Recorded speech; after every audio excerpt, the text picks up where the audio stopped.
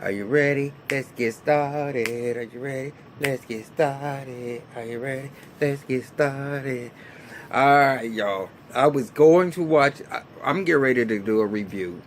But before I even do this review or this recap, I want to sit there and say thank you to everybody who's been viewing my channel. I would like for y'all to sit there and get a couple more likes, some more subscribers. I know that I said I'm going to try to get my little sync issues done by the time I get this video. I'm cutting up the ATL. I've been mad busy, y'all. Been very mad busy, and that's what I'm getting this out the way. I'm doing cutting it up in the ATL. Season 2, episode 7. I can't remember what the name is, and I'm not going to look it up right now, but I will have it posted on the thing. But this is episode 7, and I was going to watch it again, but it really wasn't that much that happened today. I know that I said I'm going to calm down on my cursing, and I will try to, but I also got to be me, y'all. I mean, anybody who knows me knows that my mouth just flows like that. I can't do it any other way. If I try to change it up, then I'm not being me. But this episode is not going to have me cussing and fussing and all the types of stuff that's going on. Yeah, these bitches get on my motherfucking nerves and they got a whole bunch of shit with them. But things have kind of... for this episode, I can honestly say they try to keep the drama all the way back down till the end, okay? Yeah, I mean, there's shenanigans going on, but you know, these last 6 episodes, there was always so much mess every which way I was turning, whether if it was Moshia, whether it was Deidre, whether if it's Trey. It didn't make no difference. Maya, it was just coming from every which way. And I'm like, how do these ladies operate in a city that is so big, but yet so small? And they just show their ass, and their reputations are on the line. Who would want to go into a shop with all that drama? Unless that's the reason why you're going to that shop, because you know there is going to be drama. But it ain't only going to be drama during the 3 months that they're going to tape the show. But anyway, let's get into what the review was. I can't remember everything, but I'm going to tell you this. Maya and Beauty go furniture shopping because she's about to do this infomercial. I don't know exactly what the infomercial. I guess it's going to be for selling pretty hair. We haven't had a chance to see what it's supposed to be yet because they're going to be taping it or whatever. But this is the first I've heard about the infomercial. And so Beauty's sitting there saying, well, because last week Beauty and Moshia got into it. Well, Moshia gets into it with everybody because Moshia does not know how to talk to anybody. She has this condescending way on talking to people. She thinks she's better than. She thinks her family and her husband and her kids and everybody's just so perfect and they're going to be doing all these. I mean, I ain't never had one person that is the jack of all trades. She's creating formulas. She done created this the runway curls. She done created all this stuff. And she don't have no degree for the first. And she just sits there and I mean, that's Moshia. And she really worked my nerves. So, but, so Beauty and her got into it last week. So Beauty has been invited because she's, I guess, I didn't know this, is part Haitian. And Moshia's husband is Haitian. And Beauty was invited to this Haitian diplomat big old, you know, black tie affair. All the big wigs in the Haitian community are going to be there, and some other folks are going to be there, but all big wigs. And Beauty got invited, and Moshia and her husband have been invited, and Moshia is singing the national anthem. And for somebody who's not from that country, that is a great. That bitch toured that song. When I say tour, I ain't saying in a good way. She sit there, I don't even know what the song's supposed to sound like, but I know she was sounding off key, and I know, and Beauty back there just cracking up behind the whole mess.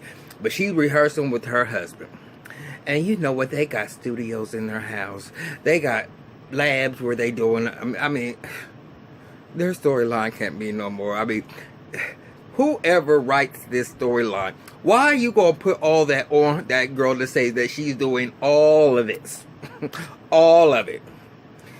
And I'm like, now she know good and goddamn well she ain't doing all this motherfucking shit. So she down there practicing, she didn't sound no different when she sung it. Then and her husband came and said, you off. And I'm like, there you go. I mean, y'all just make me sick. And I said, you know what? This would be the perfect time that this is her moment, that she wants everything to go okay. And I said, I hope Beauty does go. And even though Maya had told her, she said, no, you ain't going to do that, girl. But she said, you ain't going to show your ass at that event because you never know who you going to see. She said, so you going to, keep it cute and try to get her another time. And being Beauty, no, because I felt like she was talking to me some type of way. And I knew, when first of all, when Beauty get it in her head, she going to go for it. She ain't going to have no filter. And Moshe was sitting there saying in her little confessional, you see, that's the problem with Beauty. Beauty don't know when to do something with. I was like, bitch, you got your nerve.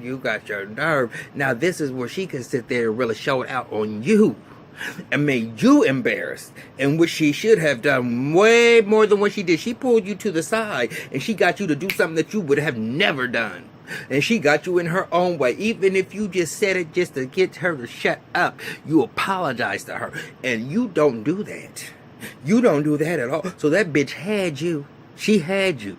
Go ahead, Beauty. I'm glad. Thank you. Yeah, you did your thing. Because regardless if it was fake, phony, or whatever, Moshia is the type that she would never go down I don't care what the situation is, and humble herself to sit there and say, I apologize, I didn't mean to do that. She said the magic words, and you know what? That's all Beauty wants to hear.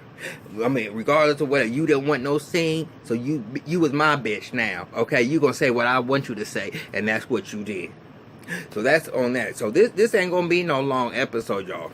So now Deidre, she's this fake beauty school that she's about to open up or whatever, and I'm gonna have to hit the blogs on this and do some Googling and see if this shop is actually open, because these shows are actually taped way back when. So if she really was going to have a salon, beauty school, it would be open now, and I'll be able to look it up. But I didn't do it. I'm doing this video off the fly because I never even thought it was gonna go this far. So Beauty's up in there and the man's doing construction, okay? Because y'all remember last time she was up in there with the broom like she was sweeping something up. The place is in a disarray, and she got this little broom like she was really doing something, like she was saving some money or something. And, well, anyway, she got a man up in there now, and she come up in this red dress, and she's looking like olive oil if I ain't never seen nobody. She just all skinny and thinking that she's the flyest thing in the world. She thinks she just is. Ooh, you can't tell her she ain't looking good, and she's trying to say little words like how she gonna get the price down or whatever. And I'm like, bitch, you ain't nothing. You really look sick. You so damn thin.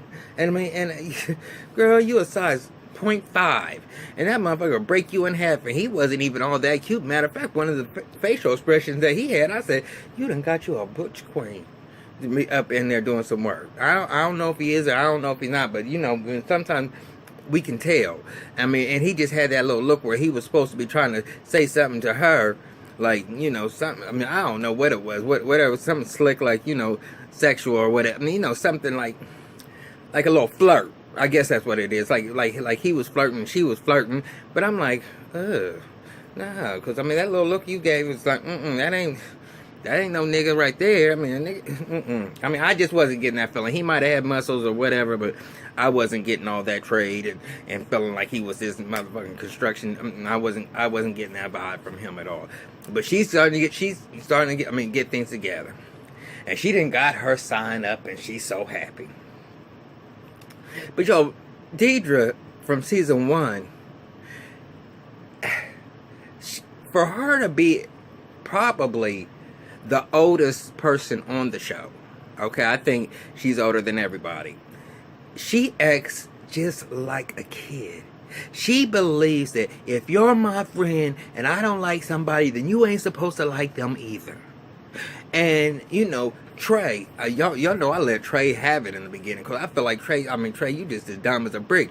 But Trey's starting to notice that there's circles that he's coming around that are opportunities for him.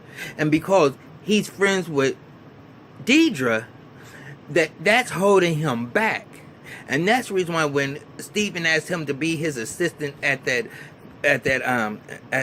fashion show that Deidre was in, that she was the barber for, I mean, she was like, wait a minute, well, Trey, you supposed to be my friend. What's going on here? And I'm like, well, where do they do this? This ain't no high school. Well, I mean, where do they do that at? Why do you even sit there and feel like he can't have other connections besides you? You ain't putting no money in his pocket. I mean, he ain't sitting there doing nothing against you. He ain't been shady towards you. What? Your friends and his friends don't have to be the same ones. They don't. That's not life, period. I might know people and you might not fuck with them, but I'm down with them. So I ain't gonna sit there and not be down with them because you motherfucker. So I'm thinking, okay. With Steven, I said, okay, well he's realizing that, you know, him and Deidre ain't always gonna be ride or die, but he still fucks with Deidre though. But that's the part that Deidre don't get. So then, you know, Deidre sitting there, I'm having some stylists to come that interview that she's gonna have come for her infomercial, and she had all these ones that had their little books or whatever, and comes to Trey, and I'm like, now Trey, you know you got some balls to come up in here. And he come up in there and his little thing got his little, I mean, you know, everything that he's ready to present. And I was like, I thought Brian was just going to carry him. And she did in a way, kind of, sort of, at the beginning. But I'm glad she played it cute, too. And I'm glad she gave him the opportunity to be able to, you know, present what he needed to present. And she gave him, I mean, she even was going to reach out, throw an olive branch out to let him know, look, you need to kind of distance yourself from the bad elements that you have with y'all. So he goes over, to Deidre, you know, because she got her little sign up on her thing, and she's all excited. And he said, girl, you coming along. But being the friend that he is, he just let her know. But he did not tell her the way. He said, well, Steven wants me to be one of the stylists for Maya's infomercial. She said, Maya? Oh, no, that's the enemy. She said, no. And so he was like, no. He said, I just see that this is an opportunity to be able to let me sit there and present myself and my point of view and stuff. And he said, no, but I want to do it. And so Deidre was Gary play that, well, either you're my friend or you're her friend. So what you gonna do? And he was like, well, Deidre, I want to do it. And I'm gonna do it. And so she all salty behind this shit. But y'all, but then we got, from the very beginning, got to get to the good part. Maya's meeting with Steven. Because, you know, Steven was giving her the award and had that brunch, and he invited Deidre and Miss Pat. Miss Pat came in there with the obituary. Just carried on. I couldn't even believe anybody, even if that is your concept, that you keep on yelling and yelling and yelling that this is my you don't have no patent on the concept, Miss Pat. You don't have no, so you don't know nothing. So you don't. But anyway.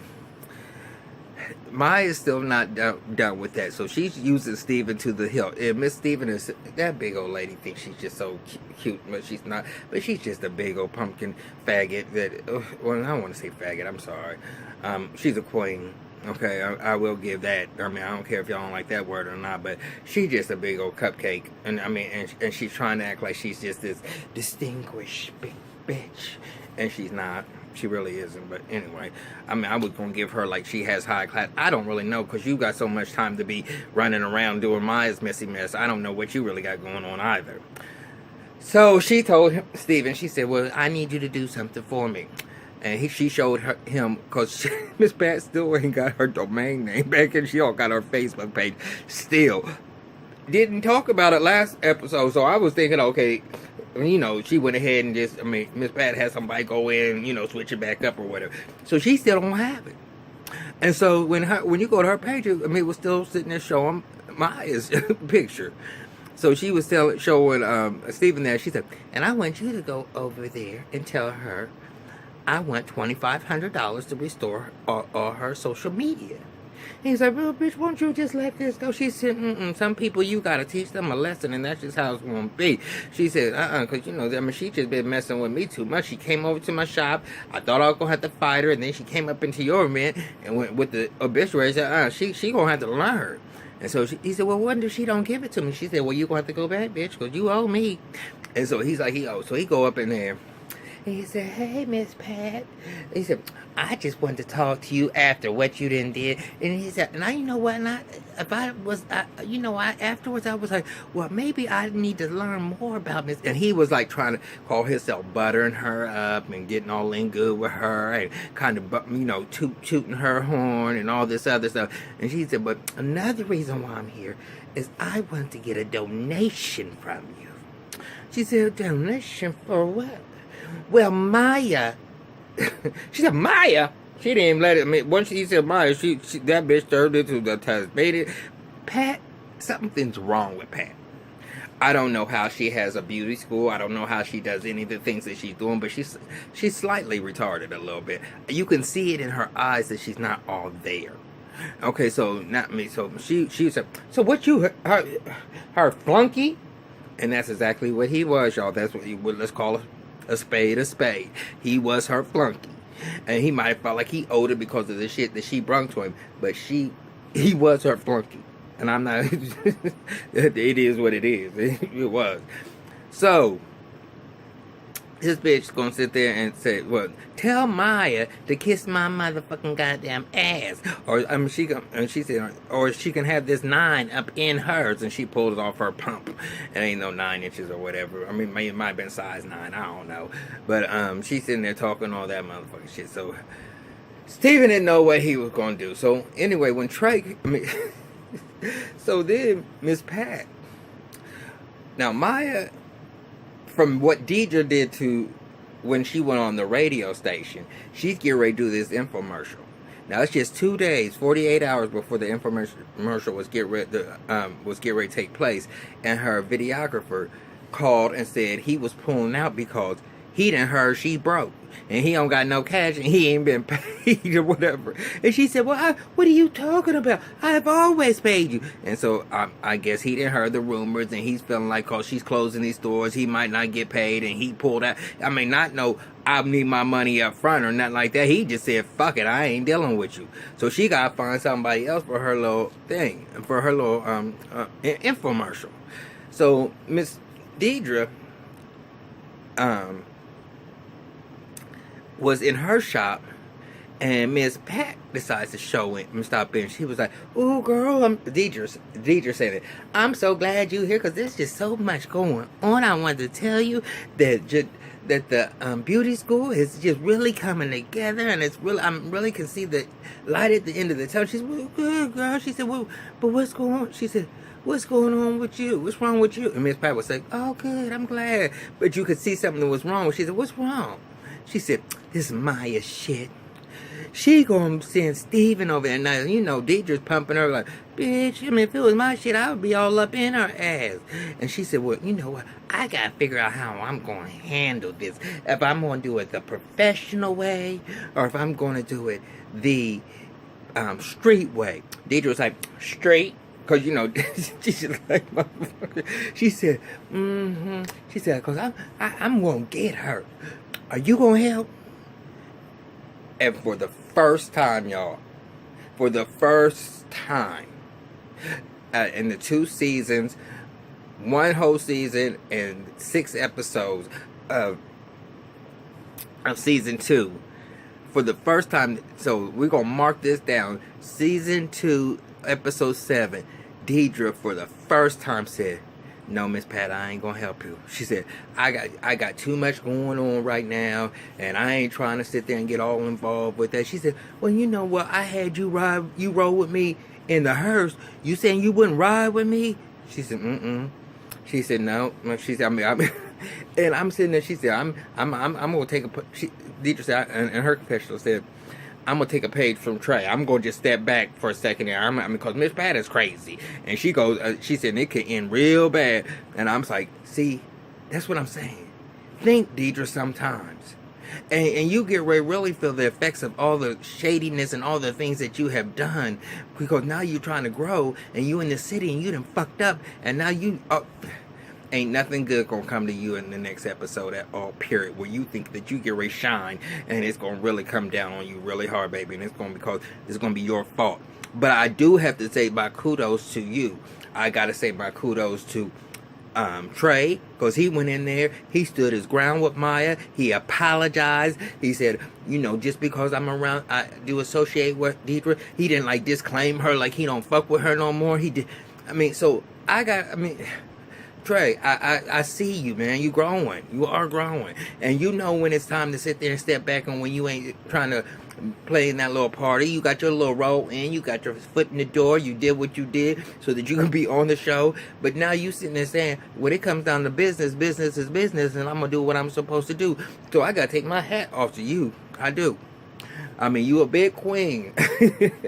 And I can see you scuzzing on the floor in the club and doing a all the drop to the I can see you voguing and all that type of stuff. But I really did like you. I like the fact that Beauty, she went into that place and she demanded in a way and had Moshe kind of trapped, that where she would go either sit there, it could have went real ugly or whatever, but Moshe, she got what she wanted from Moshe, even if it wasn't real. And it was not real, it was just to get her out her face. But to make the bad bitch, Moshe, actually apologize, you better take what you could get, Beauty. And she stepped off and she was gone. And I was loving her for that. And you want to know something, Maya? They have been coming at you left or right. That's some haters for you, for real, Maya. You really, for real, ain't been floss. Even though you do give that, I'm the baddest. But you give it because, in a way, you are. At least on this show. And when it comes down to the coins, everybody's making their little coins or whatever. But, I don't know why they so determined to bring you down, because you don't even do hair. You don't even do hair. That's not what you do. you making money off of hair. So that's basically it. I'm glad that there was no real, besides Pat. Okay, so anyway, y'all, this is the last thing I can get off this show with them, and I don't even believe I rambled on this long. So Miss Pat comes to her infomercial, and she sits there and said, "So you want your money?" And she throws this bag on the floor. And so Maya was like, "Oh, that's a lot of money." So she was like, "Well, what's the problem?" She said, "Well, I ain't had no problem with you. First of all, you had a problem with me, and I tried to sit there and extend an olive branch. You come over there, we almost got into a fight. Then you're gonna come to an event for me, and you're gonna come in there with obituaries. So I don't have no problem. You the one that keeps on bringing this." She said, "So basically, she said you got." What's good for the goose is good for the gander, and I got you." And so she said, "Who you think you talking to, Miss Pat?" She said, I'm talking to you. She said, "Don't be upset now." And so she's like, "Well, why are you blinking your eyes over there? You think you being condescending?" She said, "No." She said, "I can't blink." And then she said, "Well, first of all, I didn't steal nothing from you. Girl, you got your name touched by Angel as a show. It's a show that's been off for years. And you're the one that's just stupid for sitting there choosing that stupid name." Miss Pat was over there. So I guess when Pat felt like she wasn't going to win this little argument, but because she wanted her to look in that bag right then.